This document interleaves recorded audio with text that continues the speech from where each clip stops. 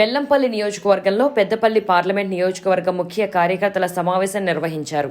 ఈ సందర్భంగా ఎమ్మెల్యే గడ్డం వినోద్ వెంకటస్వామి మాట్లాడుతూ పెద్దపల్లి ఎంపీ అభ్యర్థి గడ్డం వంశీని రాబోయే ఎన్నికల్లో భారీ మెజార్టీతో గెలిపించాలని కోరారు.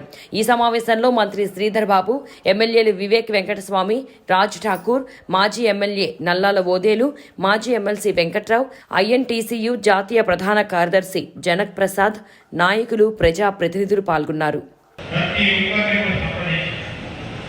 ఒక్కరికి